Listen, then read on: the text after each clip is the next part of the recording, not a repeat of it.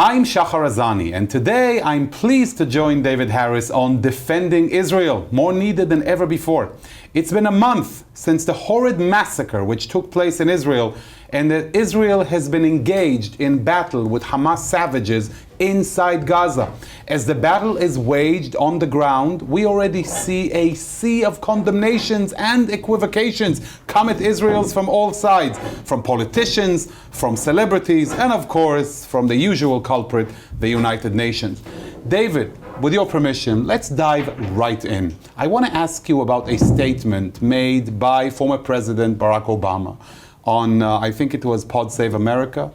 And he mentioned that, yes, Hamas massacre, Hamas deeds were horrid, but the occupation of Palestinians is also terrible, in his words.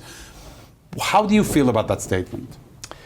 I was very outraged by that statement, and to use the old language, I tweeted, I guess today I'd say I posted on X twice already. I think, first of all, as we've discussed before, Shachar, in light of what happened on October the 7th, there should be no buts. It should be, what happened on October 7th was beyond horrific. I condemn it unconditionally, period, full stop. You want to have a separate conversation about where we go from here or what the post-war situation might look like, different story. But this need to add words like, but it's complicated, or but there are multiple sides. It's not complicated, and there are not multiple sides when we talk about October the 7th. Now, whatever one thinks of Barack Obama, and I'm a nonpartisan, I want to stress that I'm a nonpartisan. Barack Obama did not excel at understanding the Middle East. He had 8 years in the White House to get the Middle East right. And he, by and large, got the Middle East wrong. Let's be fair. He got Iran totally wrong, a fatally flawed policy. And by the way, some of what we're seeing today with Iran's manipulation of the region was because of the Obama policy. What else did he get wrong? How about Syria? Anyone remember that red line of President Obama? If you, President Assad, use chemical weapons against your own people, America will react. Very true. President Obama blinked. And I can tell you, in my world of diplomacy, to this day, Obama's blink has had ramifications, including, by the way, the fact that Russia entered Syria and has not left. Right. How about Barack Obama and Egypt? Well, by trying to empower the Muslim Brotherhood as an actor on the political scene, we ended up toppling Hosni Mubarak, an American ally, no Jeffersonian Democrat, but he was replaced by an exponent of the Muslim Brotherhood. So he didn't exactly get Egypt right either. How about Turkey? He put a lot of faith in President Erdogan when that faith was completely undeserved. How about Libya? Look at the mess that we see in Libya to this day. So I must say Barack Obama may have had many other strengths, many other successes perhaps, but when it comes to the Middle East, I would hope he'd be a little less equivocal and a little bit more humble. Strong words, David, and I have to ask you, you have vast experience in this field, diplomatic, public, people like Barack Obama, who look at the situation. Gaza was not occupied by Israel. We left Gaza, as we all know. Does he not know this? Do others not know this? Where is this dangerous ignorance? Like you well said, it's ignorance that has consequences. Where does it stem from? And how can we counter it? It just looks like such an uphill battle. In 2008, when Barack Obama was a candidate running for president, Clyde Haberman was a New York Times reporter. I'm sorry, Roger Cohen, excuse me. I think it was Roger Cohen who called me, another New York Times reporter, and asked me my impressions, having just been in Florida, about Jewish voters and whether they would vote for Obama or Hillary Clinton in the Democratic primary. And I said, and it was quoted in the New York Times at the time, many voters that I met questioned whether Barack Obama had Israel in his kishkas. And that became the quote in the New York Times. I think we see today, Shachar, that Joe Biden, and again I speak as a nonpartisan, right, has Israel in his kishkas, in his gut, in his soul. It's not just here in the head, it's here in his neshama, in his soul. It was never clear to many whether Barack Obama had Israel not just in his head, but in his soul. So I think we're still seeing Barack Obama, who was raised in the community organizing, civil rights movement, still probably wondering, can I superimpose America's racial struggle onto the Arab-Israeli conflict? And if I do, are the Palestinians in some way akin to African Americans in the United States? Which would mean, of course, that Israel is on the other side. Right. So it's not to say that Barack Obama is an enemy. He's not. And there were many successful things, including the 10-year aid package under the Obama administration. But I think what you're seeing in the comments that you quoted was a Barack Obama who still has Israel here, but not in his gut. I got to ask you, just as a final follow-up to this, where does it all lead when it comes to, and I'm thinking about past mistakes, the Green Revolution in 2009, where there was almost a palpable opportunity to topple the head of the octopus, those tentacles we mentioned of terror, when the people of Iran tried to do something and the US turned their back on them? Where was that decency as it's projected on the people of Iran? I fear, Shachar, and I say this as much as a parent and a grandparent as I do as an observer and an analyst, I fear that we're doomed to continue to make the mistakes of the past. Right. And Hamas, by the way, like ISIS, like the Nazi Party of Germany, is not being secretive. It's shouting from the rooftops what its aims are. It's holding up its charter and telling the world, if you don't read Arabic, here's an English translation, a French translation. Right. And it's too many in the world that are choosing once again to say, well, do they really mean it? They're exaggerating, this is hyperbole, this is for the press, this is for the street. For goodness sakes, as you and I meet, we're marking the 85th anniversary of Kristallnacht. Right. What are the central lessons of the 1930s? What's the point of commemorating Kristallnacht if we don't learn? And the central lessons were, number one, Hitler meant what he said.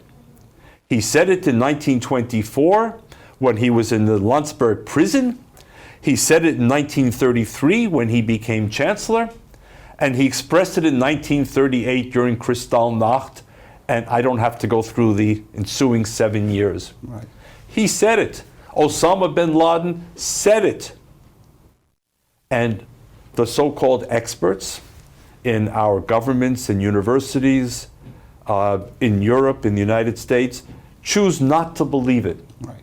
Either because they don't have the imagination, or they somehow assume that the parties are too weak, or they'll moderate. Hamas says it.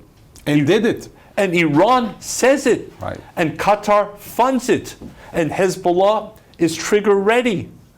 So what exactly is it that we're missing in this picture? Agreed. That's my fear. Are we destined to repeat history again? And the price will be paid by our children and our grandchildren. Correct. And you're talking about those important questions, which leads me to the action side of it. We've seen what's happening with the pro-Hamas demonstrations out there on college campuses, on the streets. We were saddened to hear of the passing of Paul Kessler in Los Angeles, who was hit with a megaphone by an anti-Israel, anti-Semitic protester. He was murdered. He was murdered, bled from the brain and lost his life. Murdered. Absolutely, murdered.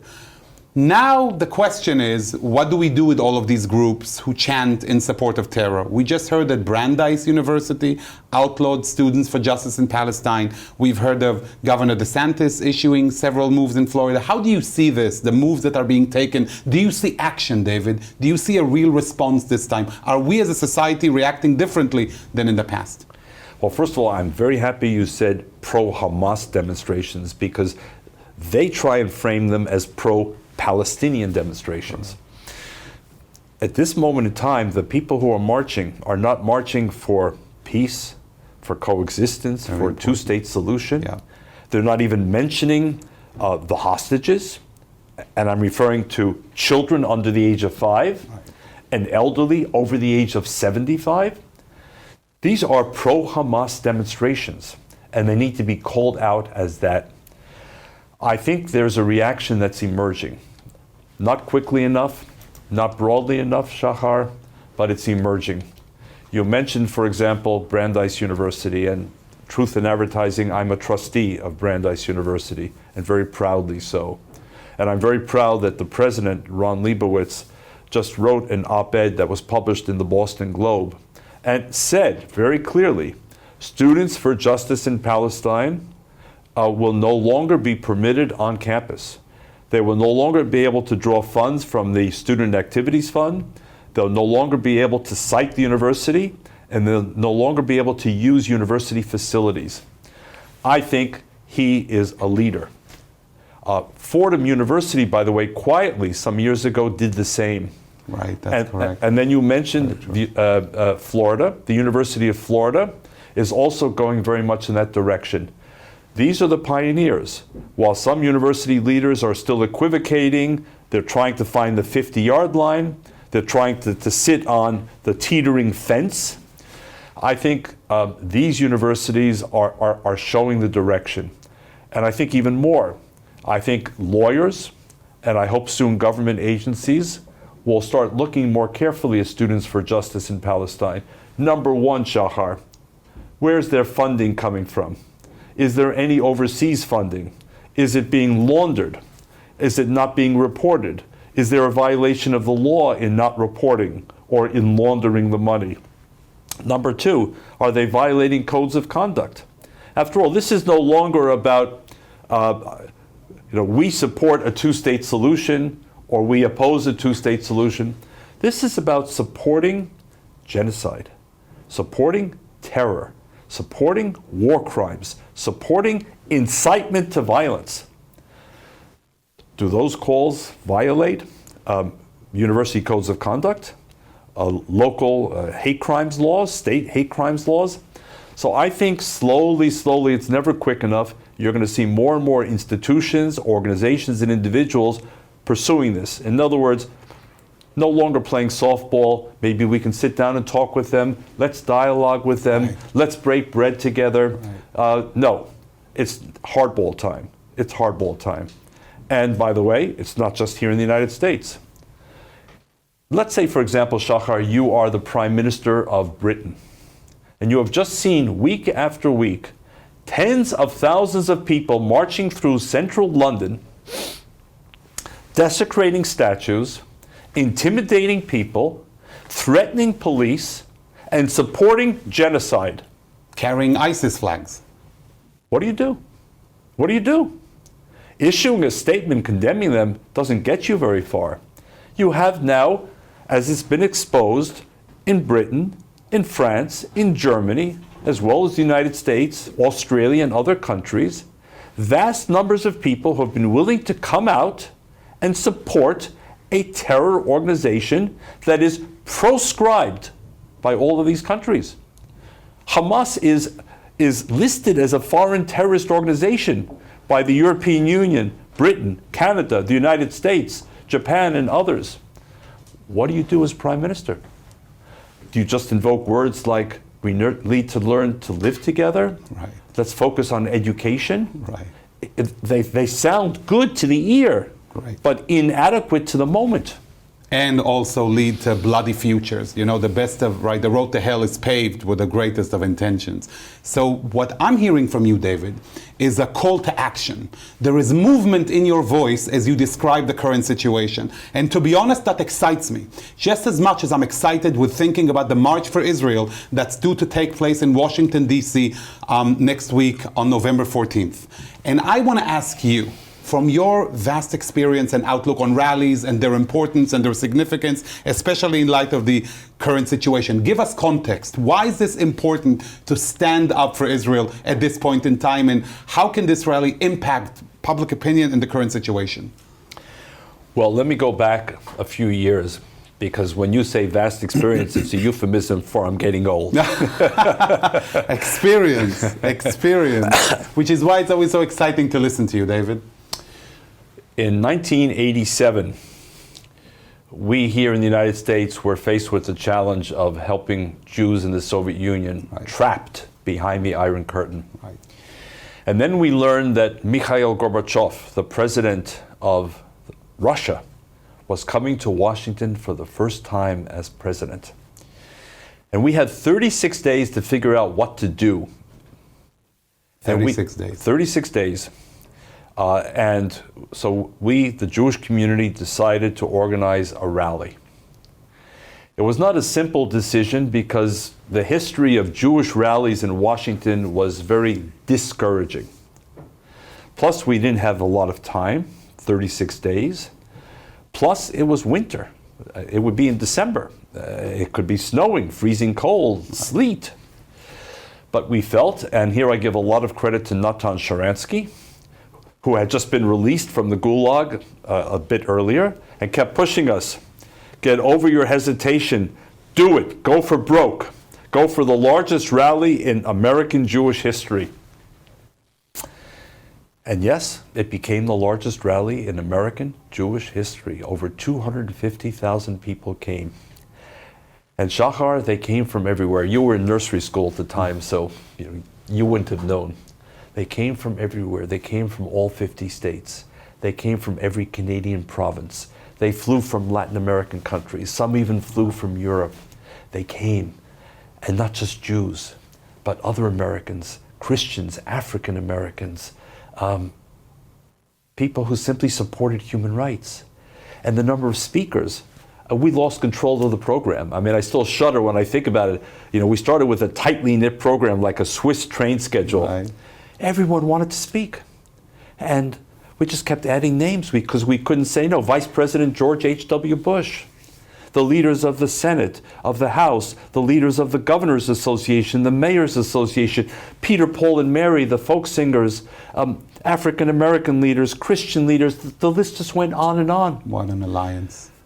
But why do I say this? Because it worked. Because people understood, and I spoke to many people that day, with tears in my eyes, because I couldn't believe how people had responded. And I said, why did you come? And they said, because I understood that this would be a day in history, and I would be measured by where I was on December 6th, 1987. Was I here in Washington at the rally, or did I have some excuse to stay home? I wanted to be a part of history. And guess what? The next day, the very next day, Monday, December the 7th, Gorbachev went to the Oval Office for his first meeting with Ronald Reagan there in Washington. And what was the first thing that President Reagan said to Gorbachev? The very first thing, according to people who were in the room and who told me personally, he said, Mr. President, President Gorbachev, yesterday, more than 250,000 Americans, not Jews, Americans, they passed this building with one message: let my people go. Mr. Gorbachev, let them go. Let them go. What a moment. And you know what? It did not happen overnight. Gorbachev did not want to appear to be yielding to the American president, but within a span of months and years, the gates opened, and well over 1 million, probably closer to 2 million people left Shanghai. Right, as we know. Now, I can't say on November the 14th that you will see the same outcome, that people will gather And on November 15th, something will change. But I can tell you this. November 14th will be a day that people will remember where they were. Did they make the effort to go to Washington? Yes, it may require a bus or a train or a car or a plane, and maybe it's not the right moment, but there's only one moment. It comes and then it goes. And my message is, let's all be in Washington. Whatever else we're doing is far less important. And by the way, whatever the difficulty in getting there is, Shachar, is bupkis compared to the 18, 19, and 20-year-old Israeli men and women serving now in and around Gaza and facing life and death situations every day. So it may not be the best moment. We had an appointment, we had a meeting, change the appointment, change the meeting, be there. Say to the world, Hineni, here I am. When the moment came, I stood for Israel. I stood with Israel, and make sure that voice is heard in the White House and in the House and in the Senate and across the country, that Americans, Jews and non-Jews, stand with Israel and count on the United States government to continue to stand with Israel. That's the message. You know, we're at the point, I get the chills when you talk about the 1987 rally. I can be there with you. I can feel your incredible energy as you talk about, you know, crying out to the heavens and breaking the sky in two and opening the gates for Jews to come home from the Shelach et ami. Shelach et ami. In Russian, we said, Atpusti narod moi. In English, the message was, let my people go, and the message was heard. And by the way, I can add, forgive me for interrupting you. No. You know where else the message was heard? Among Jews in the Soviet Union.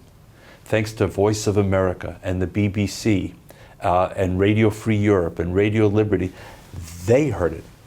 And it gave them strength, inspiration. Shouldn't Israelis, all Israelis, hear the voice of Americans gathering in Washington saying to the US government and to the world, we stand with Israel. Let Israelis know that they're not alone. They're not alone. We are the answer. We need to be there. We need to be. And you know, I'm thinking about the importance of this moment. We've seen the floods of the anti-Semitic pro-Hamas mobs washing through the streets of Europe and college campuses and elsewhere in the US. And we always tell ourselves, David, that the decent people, what we call the silent majority, stands with humanity and decency. The silent majority, the people who look at those horrid videos that we'll never forget of what Hamas is doing, the people who are not tearing the posters of the Israeli hostages off the wall. These people stand with Israel and with humanity, and we are the majority. Now, David, like you say, we have a chance to prove it. We have a chance to prove it and also to display once again our own values. I'm pretty certain, Shachar, that no one is going to attack the White House or scuffle with the Secret Service protecting the White House. I'm sure that no one's going to try and intimidate people, by the way, even if there's a counter demonstration across the street. This will be a peaceful, respectful, American demonstration that understands that we have the right to protest, we have the right to speak, so do others. We're not infringing on them. But notice what happened in all of their rallies. Right. Look at all of the violence. Paul Kessler, zichrono livracha. The lawlessness. Yeah. The intimidation, Yeah. the threats. Right. This frenzy. Let's show the world, just as Israel is showing the world, that we're in a war that no one wanted. But even in war, there are certain values we defend and represent. The IDF does in Israel, and we represent them here. And I can tell you that looking at the horrid October 7th scenario and how quickly people forgot, and like you said before, David, the word humanitarian has been solely assigned to Gazans, whereas none of these decent people even bothers to mention Kfir Bibas, who just celebrated 1 month of his life in captivity. Can you imagine? And we have an opportunity to show people the direction of the heart, to stand up for what's right. And that excites me to the core, David. It excites me just as much as the anti-Semitic discourse. upsets me. And Shachar, again, no one wanted this situation, but in all of these challenges, we're tested. Yeah. Some rise to the challenge, others disappoint. But everyone who goes to Washington on November 14th is rising to the challenge and making a statement. Or how about the more than 10,000 Jewish doctors from around the world who have volunteered to go to Israel? Right. By the way, I'm proud to say that one of those 10,000 is my son, who's waiting for the call. My cousin was just called, and he is now in Israel serving as a doctor. Wow. How about all of those people who are now telling their universities, we're no longer going to support you. We're no longer going to donate to you. We're no longer going to recommend you to our children unless you find your moral compass. Right. Because right now, you're morally lost. How about all of those people who are standing up to support Magen David Adom, the Israeli Red Cross, Friends of the IDF, the many hospitals in Israel, the many humanitarian groups? I mean, all of those organizations that need and are getting the support from across America. And I want to say, it's not just from Jews. We shouldn't diminish ourselves, Shachar. You speak about the silent majority. Yes, they are silent, but they're not inactive. When someone like a John Huntsman, who is a Mormon from Utah, writes to the University of Pennsylvania and says, our checkbook is closed, he's not writing it as a Jew. He's writing it as an American and as a human being who was horrified by the genocide and equally horrified by the inability of university officials to call it what it was. So this is a broad American issue, and let's not confuse the noise of a Rashida Tlaib and her Twitter followers or an Ilhan Omar with the broad swath of America. So many, I hope, will come on November the 14th, and others will find other ways to express their support. But most importantly, Israel needs to know we're by their side, and the United States government needs to know that their support for Israel has our support. Right. And that should never change. Super important. I want to echo one thing very important that you said, David. You spoke about the power of words breaching through the Iron Curtain and touching the hearts of the people, the Jews behind the Iron Curtain in the USSR. And I just want to say how important it is for Israelis, like you said, to see, to hear, to feel. I'll never forget the shudder they felt when President Biden came out in that initial statement after the massacre that touched, you know well, so many hearts in Israel. Because it came from the kishkas. It came from the kishkas. It didn't come from the teleprompter. Very good. It came from the kishkas, and people felt it. It was raw. It was authentic. And we, Friends of Israel, should be telling the White House, and by the way, telling the German government and the British government and the Czech government and the Hungarian government and those other governments that have stood with Israel, thank you. Thank you. We know it, we appreciate it. And those governments that have betrayed Israel, South Africa recalled its ambassador. Turkey recalled its ambassador. Bolivia recalled its ambassador. Colombia and Chile, don't forget those countries. Don't forget them. And the next time you're thinking about traveling or buying or investing, remember, those 5 countries in the lurch were not our friends. Right. South Africa, Turkey, Colombia, Chile, and Bolivia. Remember their names. Very true. I'll just add to that one of the things that really shook me was hearing that the South African foreign minister actually called one of Hamas leaders, Ismail Haniyeh, to express solidarity. Could you imagine the moral depravity of doing that after the massacre? David, you energized me to the core. I thank you for your strong words, your ability to look at it from your perspective and tell us the importance of raising our voices. It's always a pleasure to sit and talk to you. It's even a greater pleasure to do so a few days before the March for Israel in Washington, D.C. Let's all be together in Washington, and let's all say, I was there. Hineni, you heard the clarion call from David, whom we always thank for this incredible wisdom and perspective in the field that you not just know, but like you so eloquently said, you feel in your kishke. We all benefit from hearing those words of wisdom and being energized in light of this upcoming March of Israel, in light of this great moment of Hineni. Here we are, making our voices heard, so that the heavens will shudder when they hear the cries for the hostages and for humanity as we stand as iron wall against barbarism, terror, and hatred.